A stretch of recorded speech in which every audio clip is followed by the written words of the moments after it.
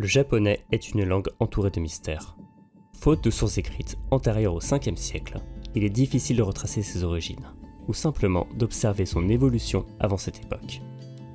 Quant à la question « Où et comment est né le japonais ?», il est presque impossible d'y répondre. Mais des indices existent, bien cachés au sein de l'histoire du Japon. Dans la précédente partie de notre enquête, nous avons vu que le japonais n'était pas une langue isolée. Il appartient en réalité à une petite famille de langues, les langues japoniques. Celle-ci comprend le japonais avec ses dialectes, une langue minoritaire, le Hachijo, ainsi que les langues Ryukyu, parlées comme leur nom l'indique dans les îles Ryukyu, au sud-ouest de l'archipel. Toutes ces langues descendent d'un ancêtre commun appelé proto-japonique. Mais comment cette langue ancestrale est-elle arrivée au Japon ? Pour apporter un élément de réponse, nous allons tourner la question autrement.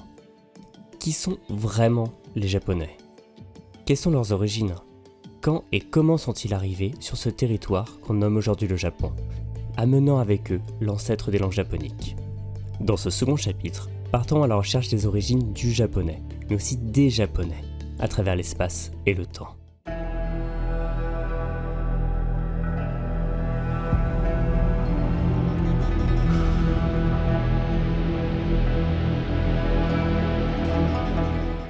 Pour retracer les origines du japonais, il faut faire abstraction de l'écriture, pour une raison simple. Avec l'arrivée des caractères chinois, le japonais a reçu un très grand nombre de mots issus de cette langue, aujourd'hui appelée kango, mots chinois. Ils proviennent donc d'un lexique relativement récent.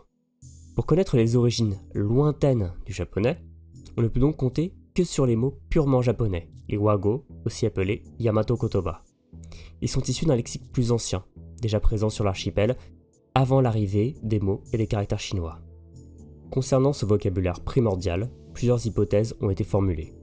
On a rattaché le japonais au coréen, aux langues austronésiennes, comme le malais ou l'indonésien, aux langues taï-kadai, comme le thaï, avec l'aïnou, etc.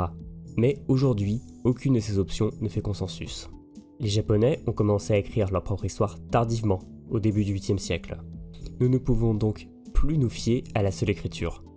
Pour remonter dans le temps, nous devons nous tourner vers d'autres sciences, à savoir l'ethnologie, l'archéologie et la génétique. Pour comprendre quelle langue parlent les Japonais, il faut savoir, tout d'abord, qui sont les Japonais. Ce peuple est divisé en 3 grands groupes ethniques, les Yamato, les Ryukyuan et les Ainu. Les Yamato représentent la majorité des Japonais, soit plus de 120 millions de personnes. Ils sont présents dans tout l'archipel et parlent le japonais avec ses nombreux dialectes. Les Ryukyuan, comme leur nom l'indique, vivent dans les îles Ryukyu, un archipel situé entre le sud-ouest du Japon et Taïwan. Autrefois indépendant, le royaume de Ryukyu est annexé par le Japon en 1879. Les Ryukyuan parlent un ensemble de langues japoniques appelées langues Ryukyu. Leur usage recule vis-à-vis du japonais. Aujourd'hui, elles sont toutes menacées d'extinction.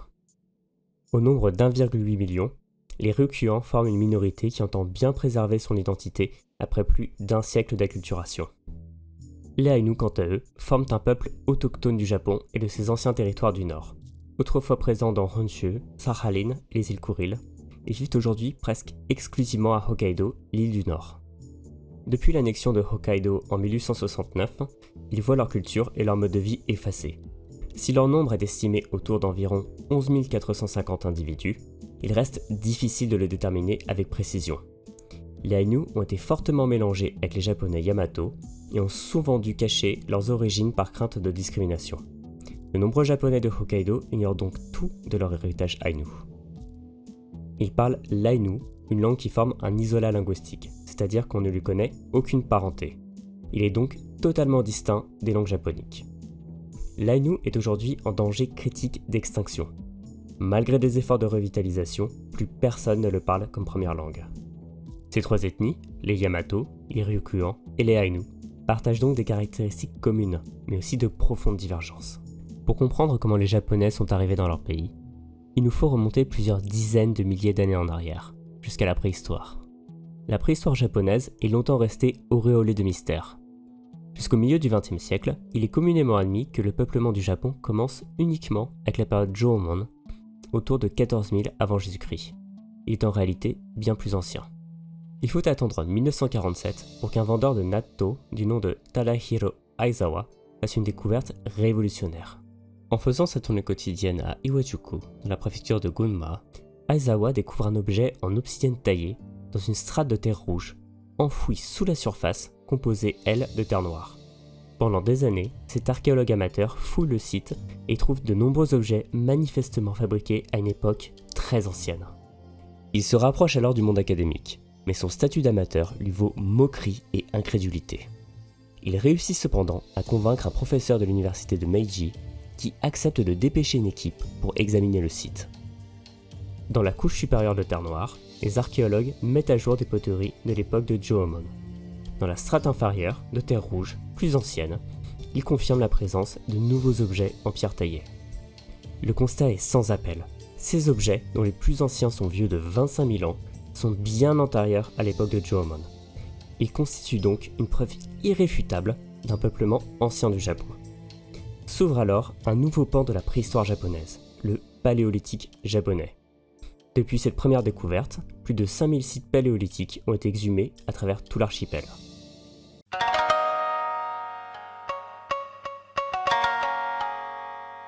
Si les objets du paléolithique sont abondants, ce n'est pas le cas des restes humains. Le Japon, pays volcanique, possède un sol particulièrement acide. Celui-ci dégrade donc rapidement les corps, d'humains comme d'animaux. Toutefois, la présence de nombreuses strates dues au dépôt de cendres volcaniques permet de dater avec précision les différentes couches sédimentaires. Autre problème, le niveau de l'eau et le contour du rivage ont beaucoup évolué pendant la préhistoire. Les sites en bord de mer ont tout simplement pu être engloutis et perdus à jamais. Le Japon est aujourd'hui coupé du reste de l'Asie, mais cela n'a pas toujours été le cas. Au cours de son histoire géologique, l'archipel a été plusieurs fois relié au continent, permettant l'arrivée d'animaux et peut-être d'humains anciens, avant même Homo sapiens, l'espèce à laquelle nous appartenons tous. L'archéologie permet en tout cas de faire remonter l'arrivée des premiers humains modernes au Japon il y a 35 à 40 000 ans.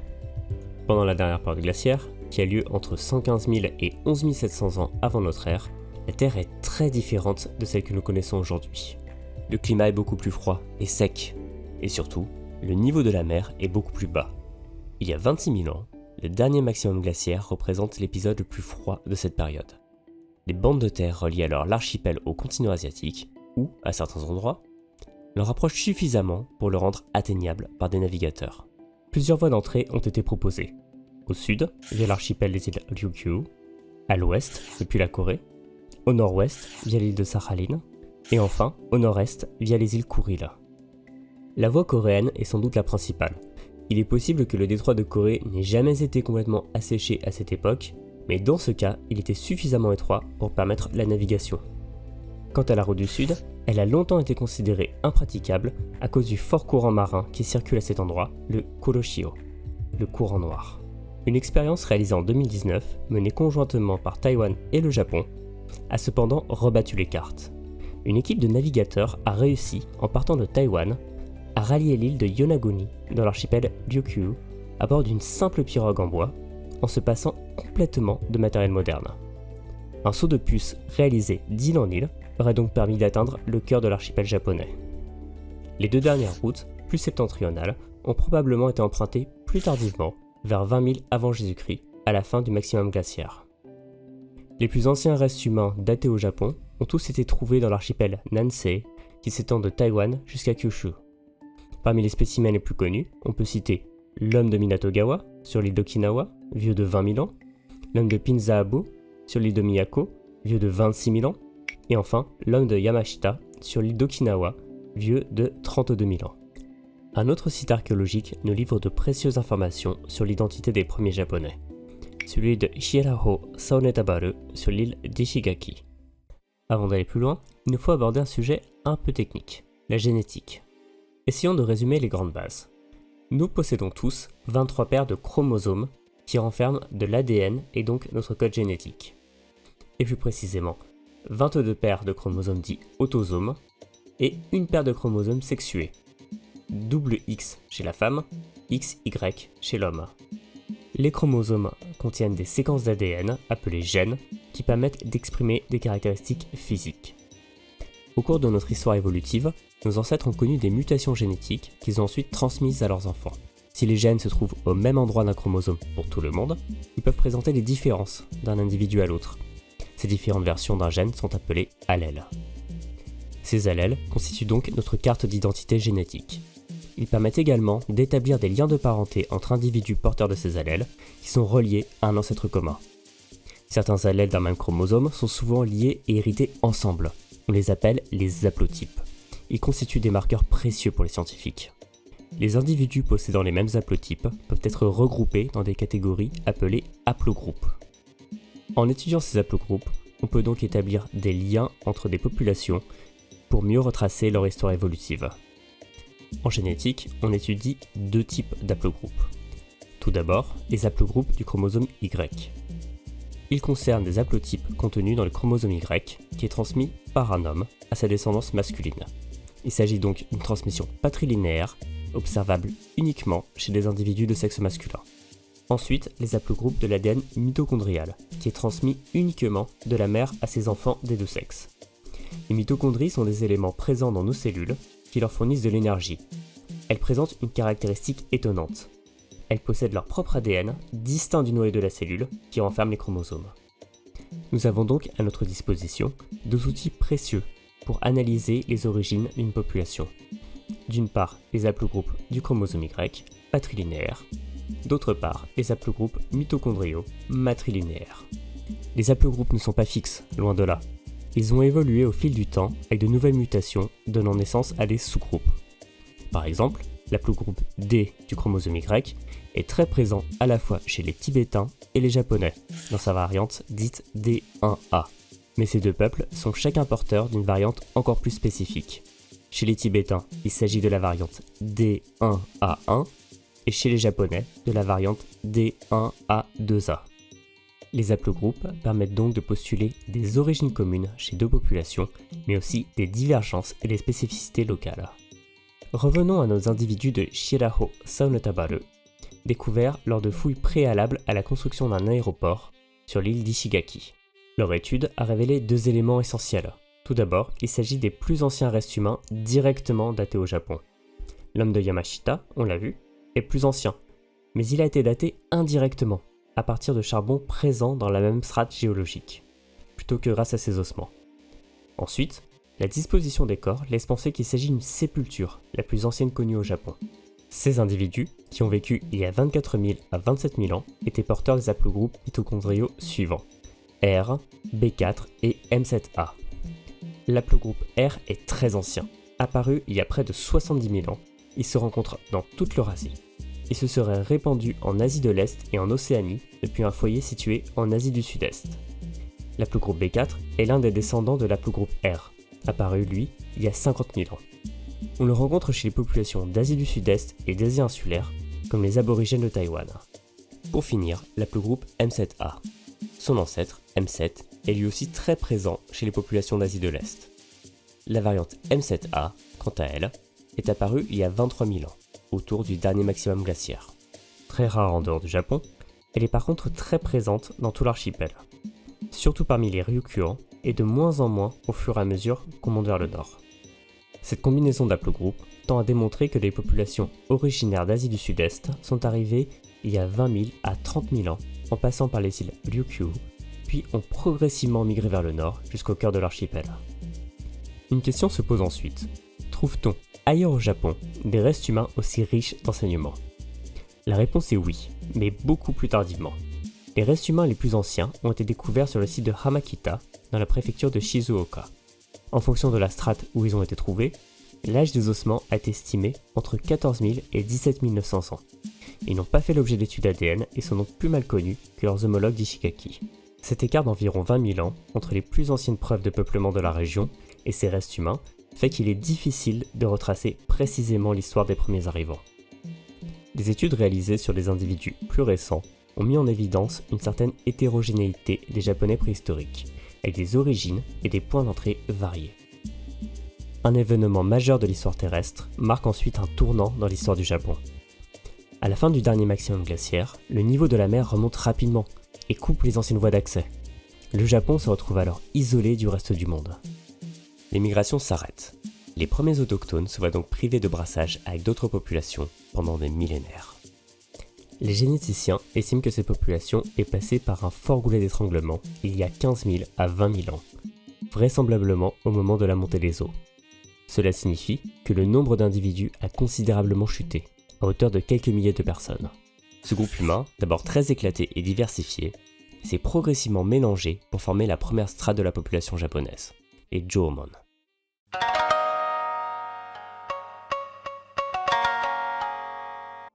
Le terme Jōmon désigne plusieurs choses. C'est d'ailleurs une problématique que nous allons rencontrer tout au long de notre enquête. Quand on parle de Jōmon, cela recouvre, tout d'abord, une technique de poterie propre à cette époque. Elle consiste à appliquer une corde sur une poterie qui n'est pas encore cuite, laissant un motif en forme de corde. Elle permet d'identifier des vestiges de cette époque.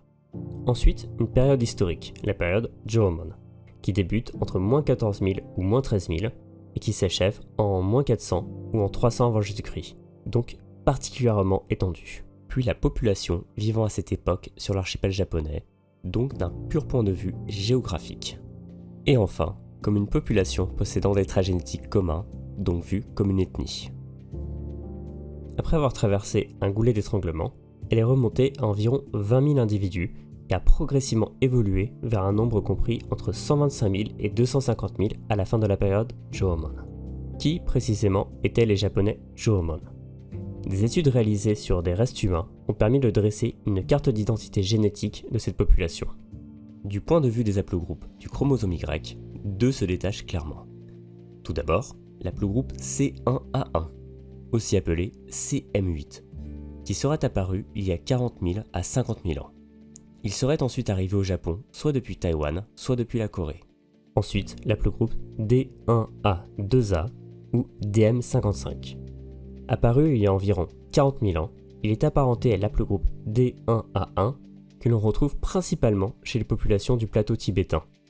Il est également cousin de l'haplogroupe D1A2B que l'on retrouve aujourd'hui chez des populations isolées des îles Andaman, les Honshu et les Jarawa. Ces deux haplogroupes, C1A1 et D1A2A, sont considérés comme les principaux marqueurs de la lignée Jōmon masculine.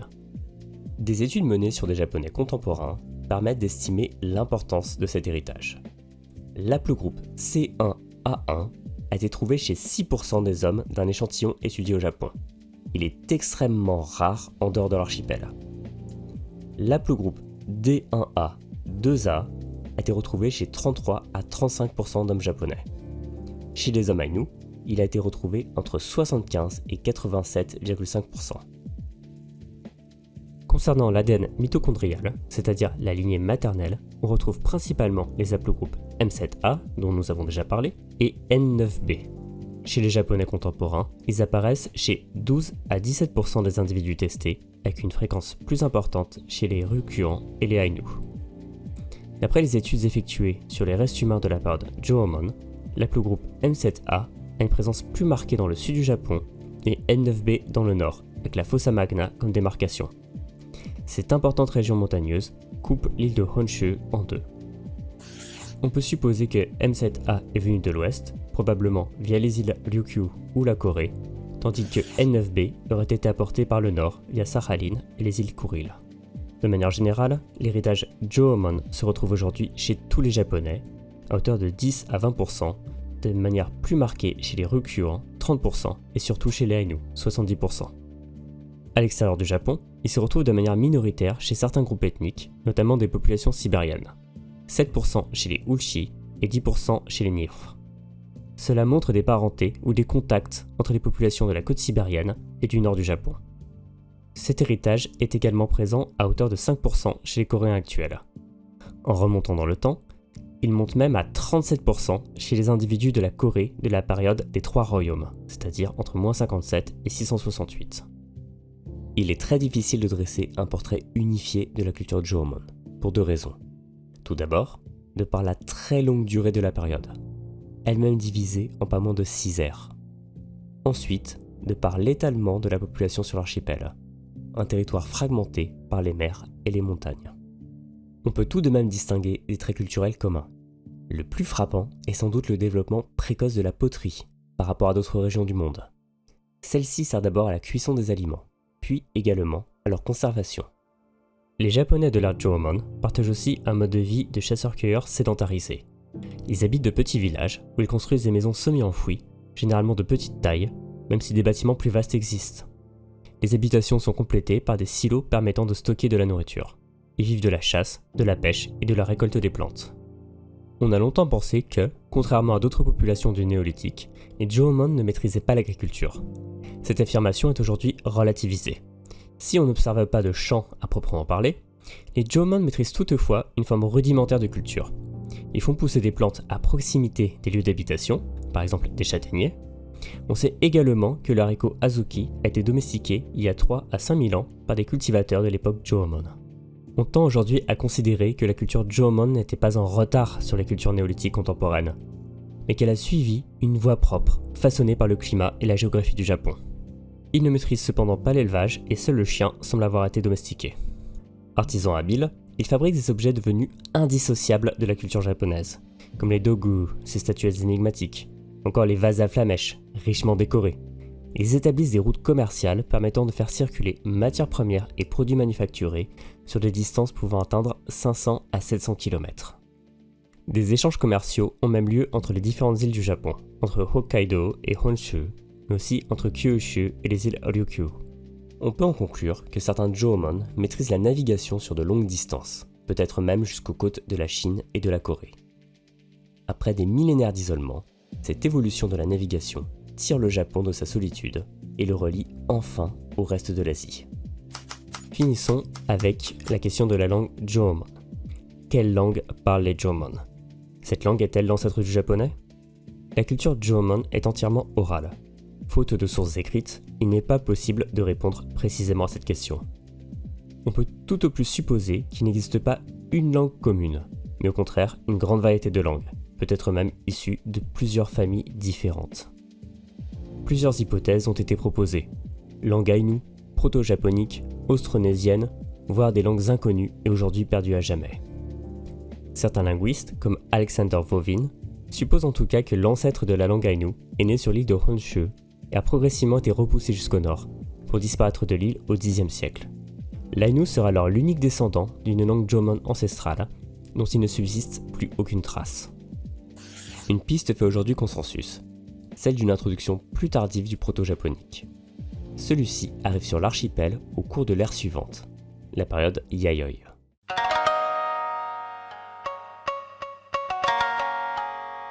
La formation du peuple japonais se poursuit lors de la période Yayoi. Elle doit son nom à la découverte d'une jarre d'un type alors inconnu, faite en 1884 par Shōzo Arisaka, un jeune étudiant de l'université de Tokyo. Celle-ci a lieu dans le quartier de Yayoi, situé dans l'arrondissement de Bunkyo. Coïncidence, cette trouvaille a lieu au mois de mars, qui se nomme également Yayoi dans le calendrier traditionnel. Ce nom est donc resté pour désigner cette époque de la protohistoire japonaise. La chronologie classique fait débuter la période autour de 300 avant Jésus-Christ. Certains historiens proposent une date plus ancienne, aux alentours de 900 à 800 avant Jésus-Christ, localement au nord de l'île de Kyushu. À cette époque, des influences de la culture coréenne y deviennent visibles. De l'autre côté du détroit, la péninsule vit une période dite de la céramique Mumun, c'est-à-dire sans décor. Pendant cette période, des colons en provenance de Corée commencent alors à arriver sur l'île de Kyushu, apportant avec eux leurs traits culturels, comme cette poterie sans décor, des dolmens, mais aussi des innovations technologiques, harpons composites, métallurgie, domestication des animaux et culture du riz inondé. S'ouvre alors une période de transition entre les deux cultures, le Jōmon final, ou Yayoi initial, qui s'étale entre moins 900 et moins 400 ou moins 300 avant Jésus-Christ. Tout au long du premier millénaire avant Jésus-Christ, la culture Yayoi se diffuse depuis l'ouest du Japon. Les régions les plus éloignées, soit les îles Ryukyu, le nord-est de l'île de Honshu et Hokkaido, conservent des traits Jōmon plus marqués. Qui sont exactement les Yayoi ?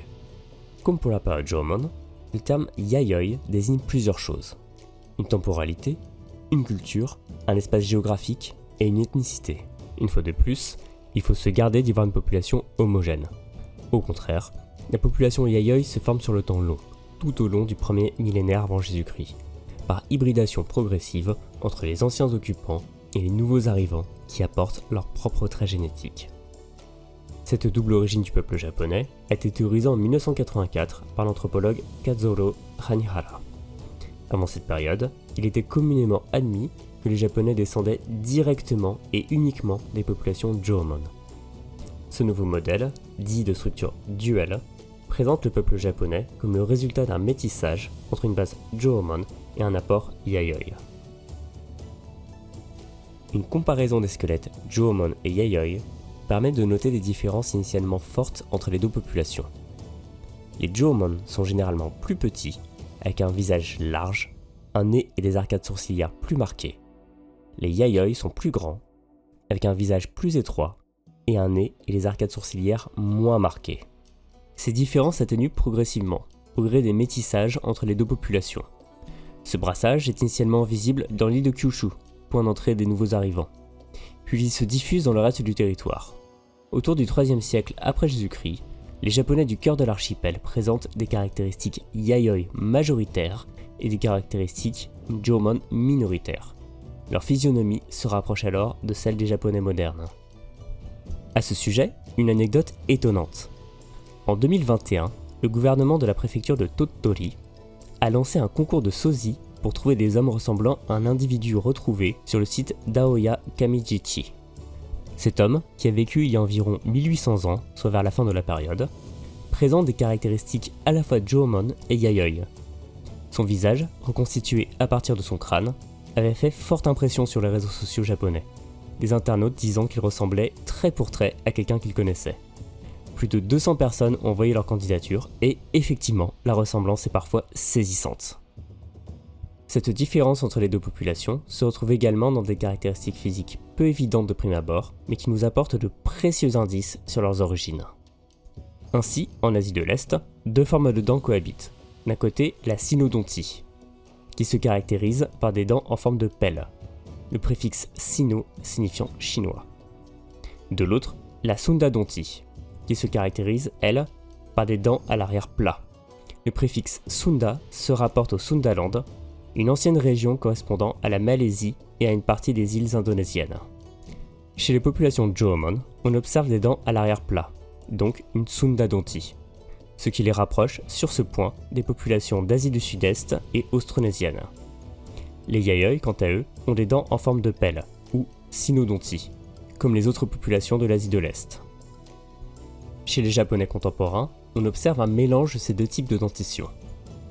Les Yamato ont majoritairement un profil de type cynodonte, avec des dents en forme de pelle, tandis que les Ainu ont préservé un profil sundadonte, avec des dents à l'arrière plat.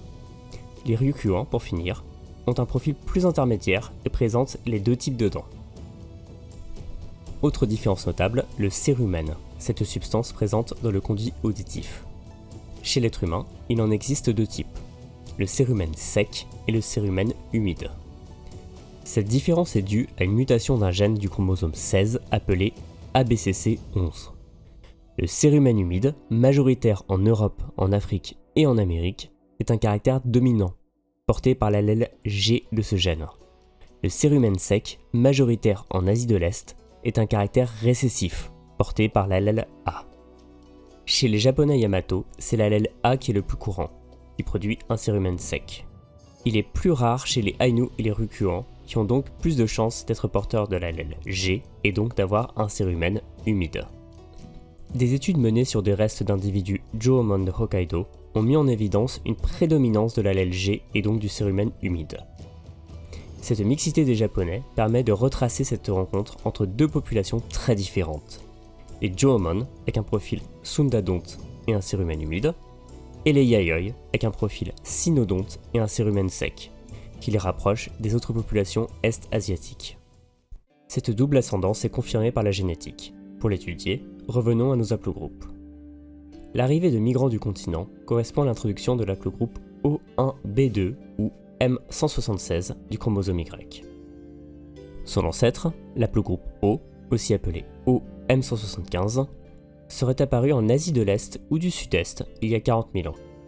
On le retrouve chez les populations de ces régions, mais aussi chez les Austronésiens qui l'ont répandu jusqu'à Madagascar. Il a par la suite donné naissance à O1b ou OM268, qui se rencontre principalement parmi les populations de Chine, de Corée et du Japon. La variante O1b2 se calque d'ailleurs presque parfaitement sur les zones d'expression japonique et coréanique, c'est-à-dire le Japon, la Corée du Sud, la Corée du Nord et la province chinoise de Jilin, où vit une importante communauté coréenne. De nos jours, l'aplogroupe O est majoritaire au Japon, à hauteur de 30% des hommes japonais pour sa variante O1B2, une proportion d'ailleurs similaire chez les hommes coréens. Chez les différentes ethnies du Japon, on le retrouve de manière assez semblable chez les Yamato et les Ryukyuan. En fonction des échantillons testés, il est présent entre 22 et 35% chez les Yamato et entre 19 et 31% chez les Ryukyuan.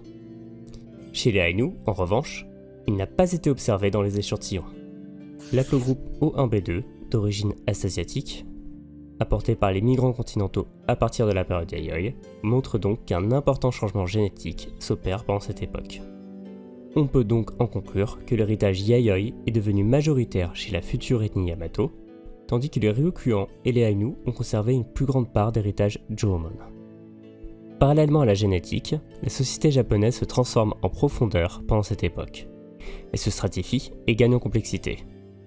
Sédentaires, les Yayoi vivent dans des villages qui conservent la forme circulaire de ceux des Jōmon, signe d'une hybridation entre ces deux cultures. Ce métissage se retrouve tout d'abord dans la poterie, qui mêle les héritages de la culture indigène Jōmon et de la culture Mumun, originaire de Corée. Par rapport à la période Jōmon, la technique s'améliore et la décoration se fait plus discrète.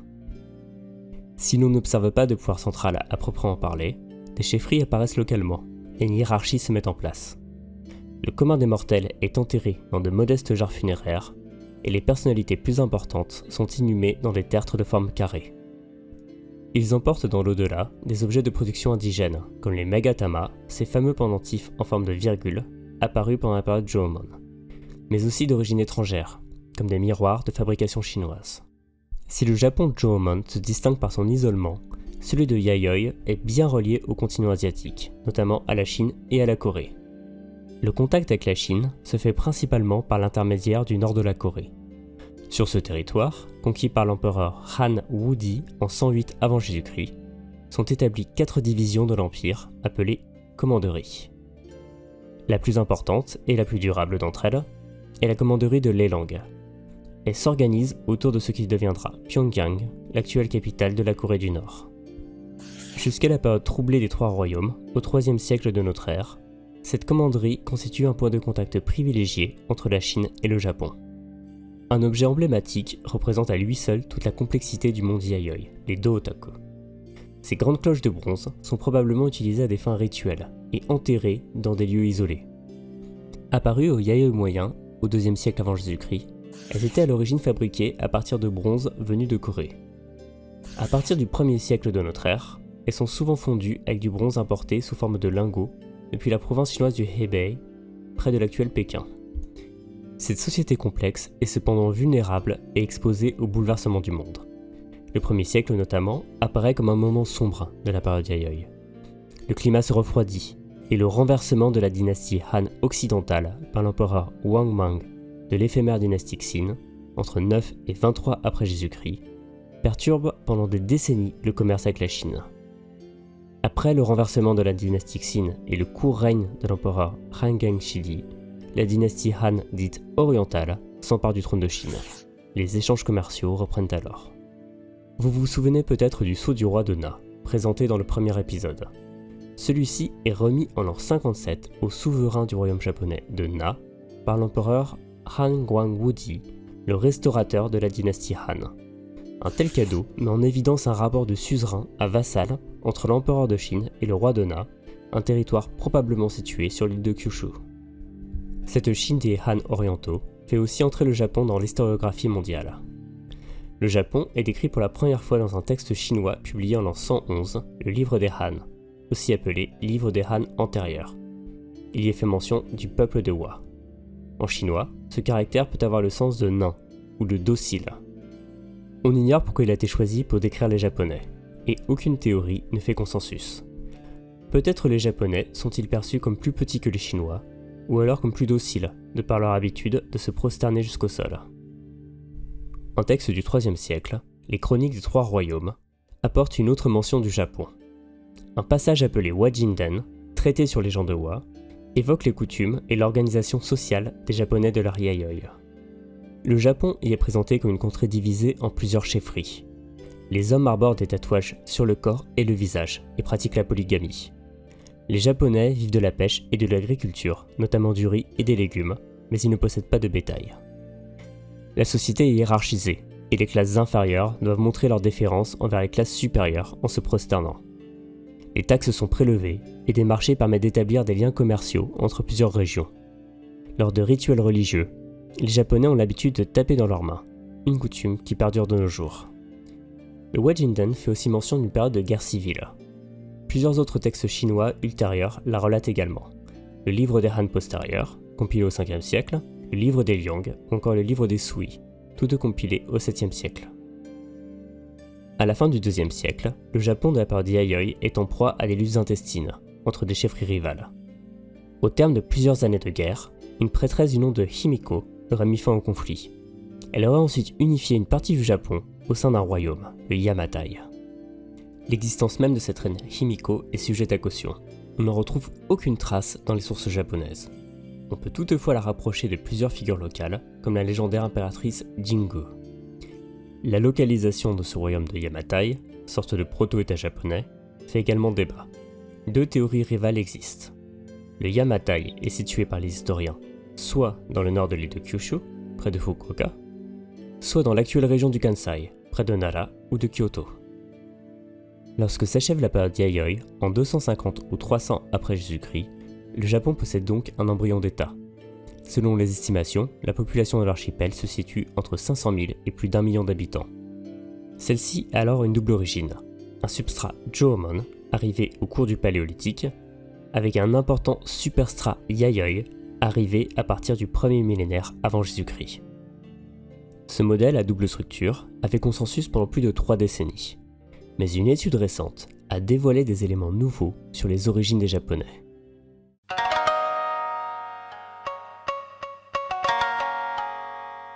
Une étude publiée en 2021 dans la revue Science Advances vient proposer une nouvelle théorie. Une origine non plus duelle, mais tripartite du peuple japonais. Fondée sur l'analyse du génome de 17 individus des périodes Jōmon, Yayoi et Kofun, cette étude donne au peuple japonais une triple ascendance. Tout d'abord, une population Jōmon qui s'est retrouvée isolée du continent après le dernier maximum glaciaire. Celle-ci est passée par un goulet d'étranglement. À un moment de son histoire, elle comptait tout au plus 1 millier d'individus. Longtemps restée isolée, elle a ensuite développé des caractéristiques qui l'ont rendue très distincte des autres populations asiatiques. Ensuite, une composante avec des caractéristiques génétiques d'Asie du Nord-Est, arrivée en même temps que la culture du riz, pendant la période Yayoi. Jusqu'ici, rien de nouveau par rapport à ce que nous avons vu.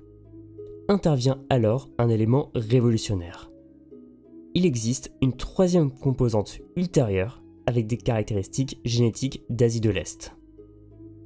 D'où la notion d'origine tripartite. Aux 2 premières vagues migratoires ayant formé la population japonaise, s'ajouterait une troisième, plus tardive. Cette troisième vague, qui a eu lieu pendant la période Kofun, apporte une contribution décisive à la génétique des Japonais. La période Kofun marque la transition entre la protohistoire et l'antiquité japonaise.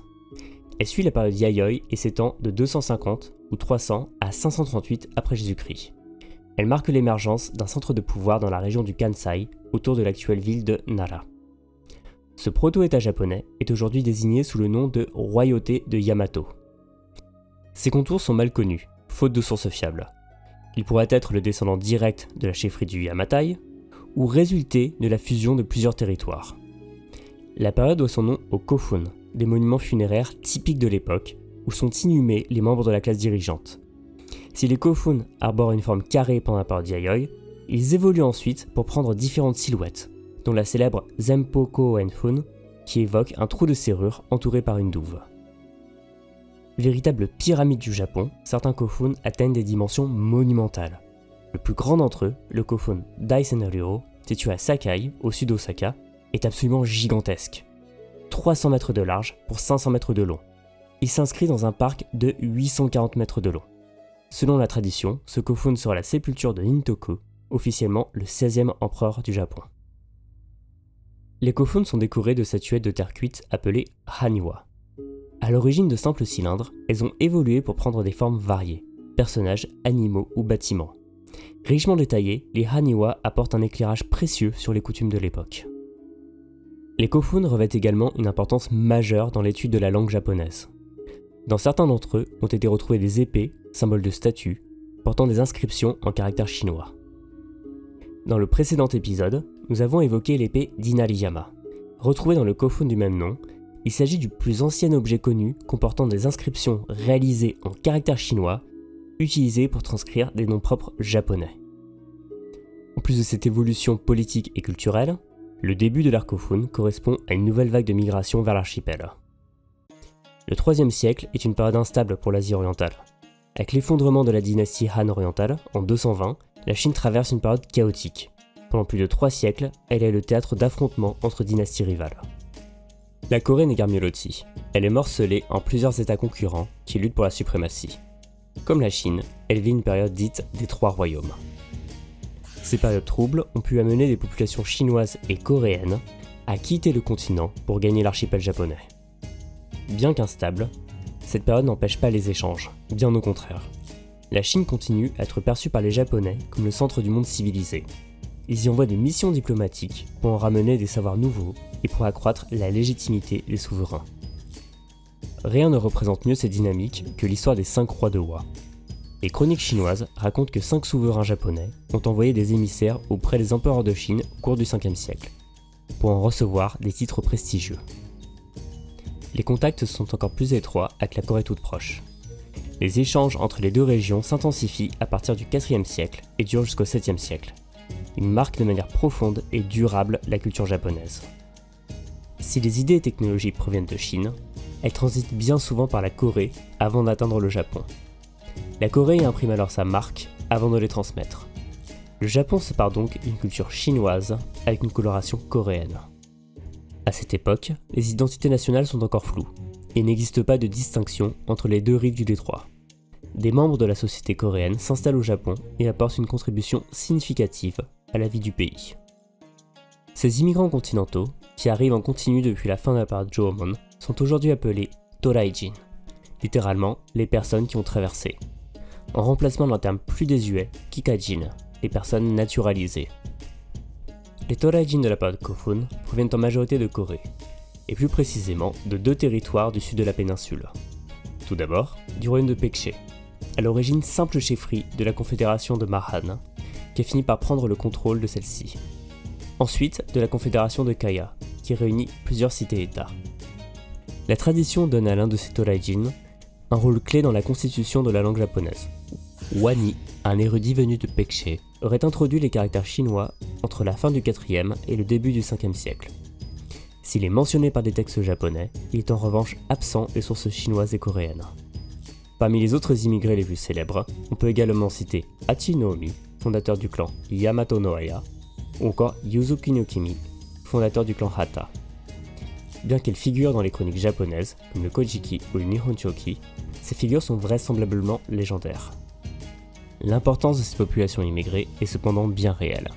Le Shinsen Shojiroku, un traité de généalogie du 9e siècle, permet d'en prendre la mesure. Il retrace les origines de 1182 familles proches de la capitale. Parmi elles, 326 familles, soit plus du tiers, seraient d'origine étrangère. On y trouve notamment 163 familles d'origine chinoise et les autres issues des États coréens, soit 104 de Pekché, ou Kudara en japonais, 41 de Kokuryo ou Kookori, 9 de Silla ou Shiragi, et enfin 9 de Keiya ou Mimana. Les historiens contemporains s'accordent pour dire que le Shinsen Shojiroku n'est pas une source fiable et que les origines de plusieurs clans ont été mal attribuées ou simplement inventées pour accroître leur prestige. Cette recherche d'une généalogie mythique rappelle par exemple celle qui avait cours sous la Rome antique, où Jules César faisait remonter les origines de sa famille, les Iuli, jusqu'au héros aîné et à la déesse Vénus. Ainsi, l'origine chinoise de certaines familles est probablement légendaire, fabriquée pour les faire remonter à des empereurs de Chine. De plus, 117 familles sont spécifiquement marquées comme non classées. Certaines d'entre elles possèdent néanmoins un nom laissant supposer une origine coréenne, comme Kudara, nom japonais du royaume de Pekché. Toujours est-il que, dans le Japon de cette époque, une origine étrangère n'est pas perçue négativement. C'est plus la qualité de cette origine qui est recherchée par les membres des familles pour appuyer leur légitimité ou pour se distinguer les unes des autres. Un texte historique du 8e siècle, le Shoko Nihongi, donne même à l'empereur Kammo, qui règne de 781 à 806, une ascendance coréenne du côté de sa mère, Takano no Niigasa. Celle-ci descendrait du prince Junda, fondateur du clan Yamato et fils du roi Moryon de Pekché. Si ces immigrants sont très prisés au Japon, c'est parce qu'ils apportent avec eux des savoirs et techniques de grande valeur, comme le travail du fer ou l'élevage des chevaux. Les chefs japonais en tirent des avantages significatifs pour asseoir leur pouvoir militaire, culturel ou administratif. Des individus venus de Chine ou des royaumes coréens sont donc régulièrement nommés à des postes clés et prennent racine dans la société japonaise. Par exemple, le clan Hata passe pour avoir introduit la culture de la soie au Japon, et ses membres ont joué un rôle important dans la construction de l'État Yamato. S'il n'existe pas de preuves concluantes d'une colonisation dans l'autre sens, c'est-à-dire des Japonais en Corée, on sait néanmoins que le Japon s'est engagé activement dans les affaires coréennes. Ainsi, le premier conflit international impliquant le Japon se déroule en Corée entre la fin du IVe siècle et le début du Ve siècle. Il oppose les royaumes coréens de Silla et Goguryeo à ceux de Pekché et Kaya, alliés du Japon. Si cette guerre se solde par une victoire de l'alliance Silla-Goguryeo, elle solidifie la bonne entente qui avait déjà cours entre le Japon et ses alliés Pekché et Kaya, par lesquels transitent des ressources qui font cruellement défaut au Japon, notamment le minerai de fer. La confédération de Kaya disparaît en 562, conquise par le royaume de Silla. Les échanges avec Pekché perdurent néanmoins pendant la période dite d'Asuka. C'est notamment par l'intermédiaire de Pekché que le bouddhisme est introduit au Japon, officiellement en 538. Cette date marque d'ailleurs traditionnellement la transition entre les périodes Kofun et d'Asuka. Ces deux périodes sont souvent rassemblées en une seule, la période Yamato. Dans le même temps, des contacts ont lieu avec les deux autres royaumes coréens, Silla et Goguryeo, et attirent leurs habitants dans l'archipel.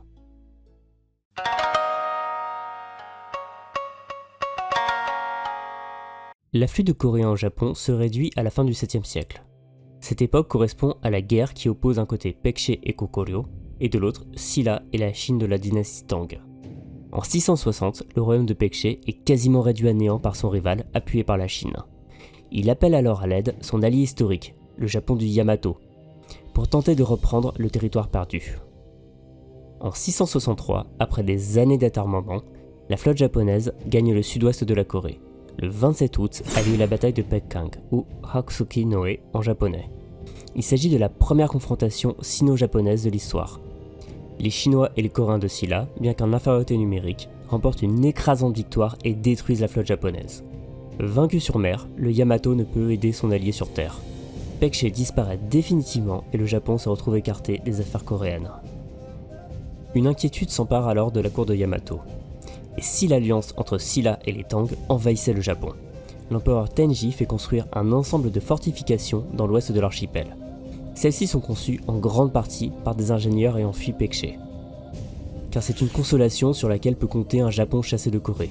Une grande partie de l'élite de Pekché et de Goguryeo, contrainte à l'exil, choisit de s'installer au Yamato.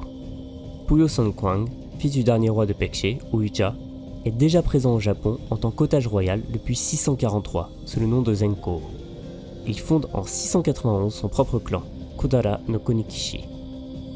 Un autre prince royal, Koyakwang, fils du dernier roi de Goguryeo, se réfugie lui aussi au Japon en 666. Sous le nom de Jakko, il fonde le clan Koma. L'élite du Yamato reçoit donc un apport coréen considérable. Le Shoko Nihongi, que nous avons vu précédemment, donne à ce sujet une information éclairante. Le bassin sud de Nara, au cœur du Yamato, compte une importante population d'origine coréenne, entre 80 et 90% des résidents ayant une origine de Pekché. Des analyses crâniennes réalisées au XXe siècle vont également dans ce sens. Elles montrent que les habitants de la région Kyoto, Nara, Osaka sont, parmi les populations japonaises, les plus proches des Coréens modernes. Par la suite, les échanges avec le continent se font plus distants. À la fin du 7e siècle, le royaume de Silla, devenu maître de la Corée, entretient des relations glaciales avec le Yamato, son ancien ennemi. Des relations diplomatiques prudentes se poursuivent cependant durant la période des deux États. Une entente plus cordiale se crée avec le nouveau royaume du nord de la Corée, Palhae. En parallèle, les relations se poursuivent avec la Chine des Tang.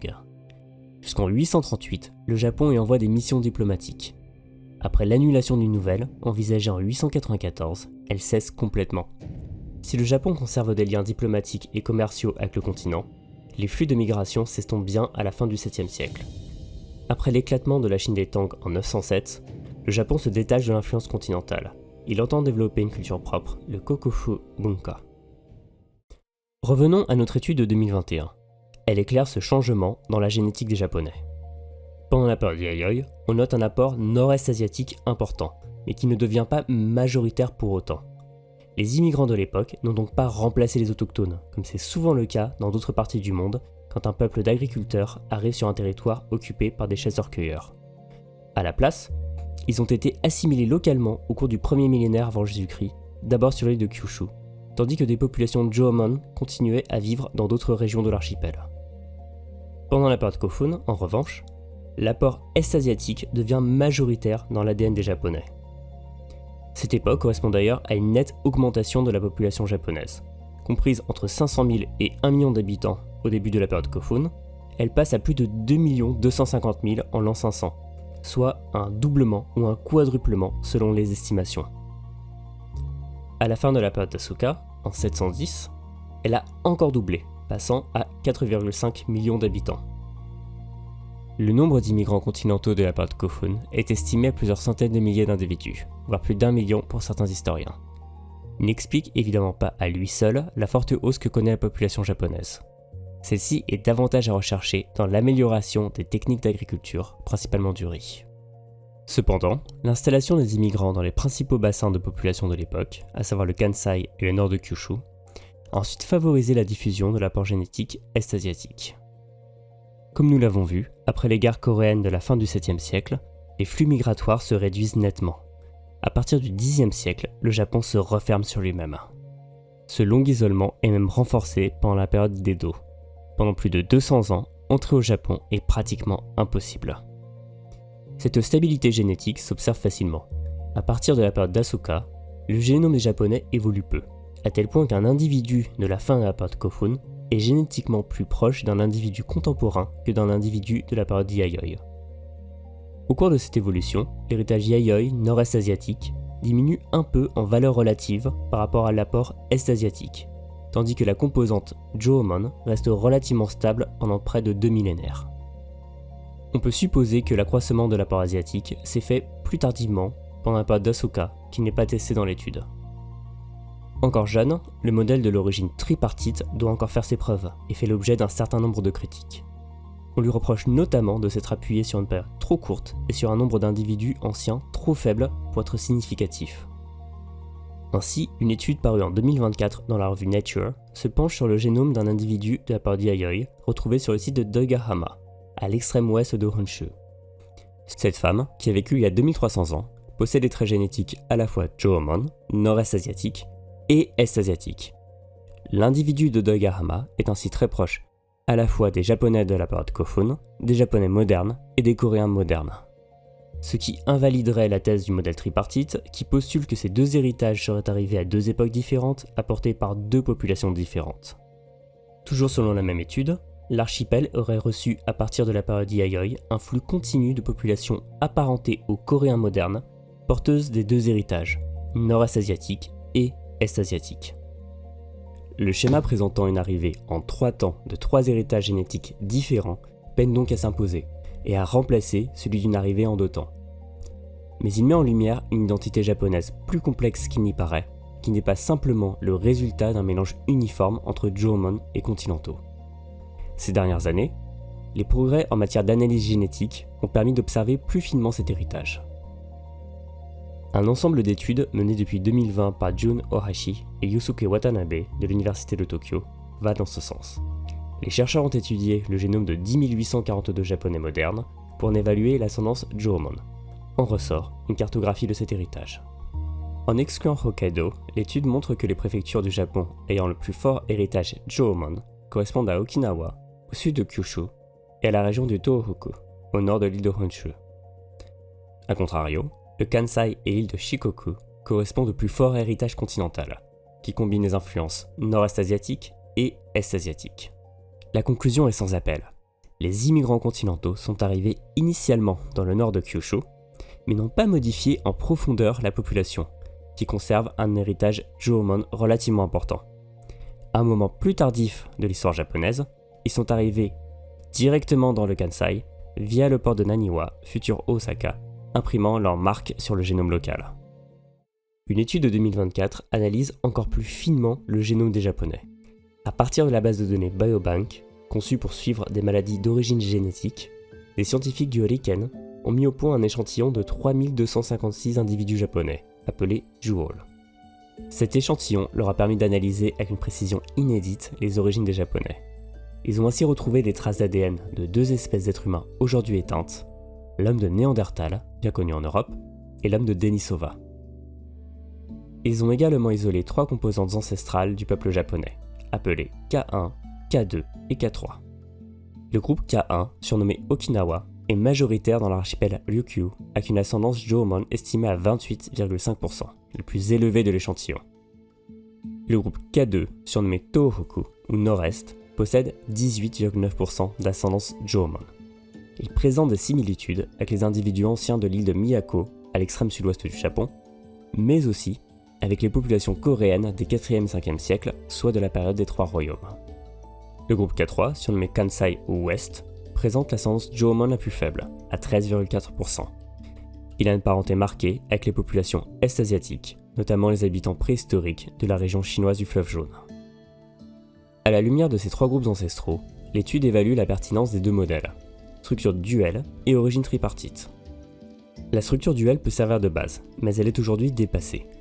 En présentant le peuple japonais comme un métissage entre Jōmon et Yayoi, elle est imprécise.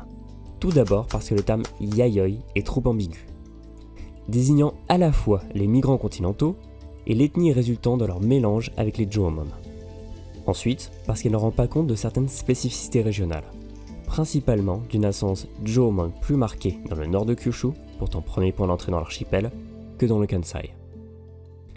L'origine tripartite, quant à elle, semble convenir aux résultats de l'étude.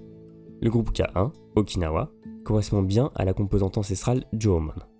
Le groupe K3, Kansai, colle aussi bien à une origine est-asiatique, très marquée dans le Kansai, qui a connu une forte immigration depuis la péninsule entre le 3e et le 8e siècle.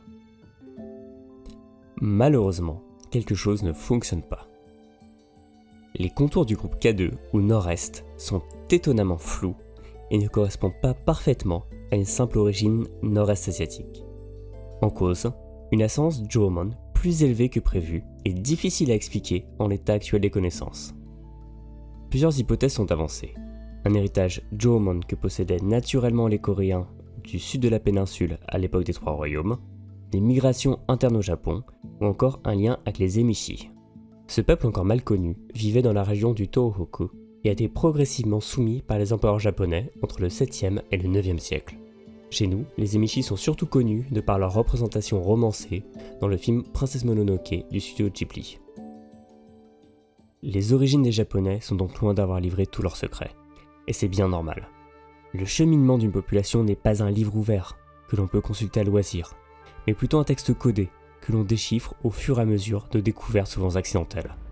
Mais que de chemin parcouru, depuis les balbutiements de l'archéologie au 19e siècle, sous la houlette d'un Américain, Edward Sylvester Morse. Nous connaissons à présent les grandes lignes de l'évolution du peuple japonais. Celle-ci a commencé au cours du Paléolithique, avec plusieurs vagues de peuplements d'origines diverses, qui se sont ensuite mélangées pour former l'ethnie Jōmon. Puis elle a continué avec l'arrivée de migrants continentaux depuis la Corée, qui, pendant plus de 1000 ans, ont diffusé 2 composantes ancestrales, l'une d'Asie du Nord-Est et l'autre d'Asie de l'Est, devenues majoritaires dans le génome japonais. Ce métissage s'est d'abord opéré de manière lente, depuis le nord de Kyūshū, puis beaucoup plus rapidement dans la région du Kansai, posant les bases d'un état japonais matiné d'influences chinoises et coréennes. Nous avons également fait connaissance avec les 3 grandes ethnies du Japon, les Yamato, les Ryukyuan et les Ainu, avec les nuances qui les rassemblent et celles qui les séparent. Le peuplement du Japon est marqué par de profonds contrastes, par des périodes d'isolement et d'ouverture au monde, par une homogénéité des façades qui cache des origines complexes que nous commençons seulement à entrevoir, par de longues périodes de stabilité et des bouleversements fulgurants. Le Japon, terre aux confins de l'Eurasie, forme depuis des millénaires un lieu d'arrivée, dans lequel les peuples ont amené leur héritage génétique et culturel pour former une identité unique. Au terme de ce long voyage, la question de la langue reste entière. Comment l'histoire du peuple japonais a-t-elle façonné sa langue ? De la langue ou des langues Jomon, il ne reste presque rien de nos jours. Tout au plus un substrat caché au plus profond de la langue japonaise, dont l'importance est difficile à estimer. Puis, au cours de la période Yayoi, des immigrants venus de Corée ont apporté avec eux l'ancêtre des langues japoniques, dont ont jailli le japonais, le Hachijo et les langues Ryukyu. Par la suite, pendant les périodes Kofun et d'Asuka, les savoirs transmis depuis la Chine à la Corée ont doté le japonais de son écriture et d'une grande partie de son vocabulaire, d'origine chinoise. Au cours du 8e siècle, l'apparition d'une véritable littérature japonaise a permis de fixer tous ces éléments et de poser les bases de la langue que nous connaissons aujourd'hui. Dans la troisième et dernière partie de notre enquête, nous partirons à la découverte des origines ancestrales des langues japoniques, nées il y a des millénaires, dans le nord-est de l'Asie.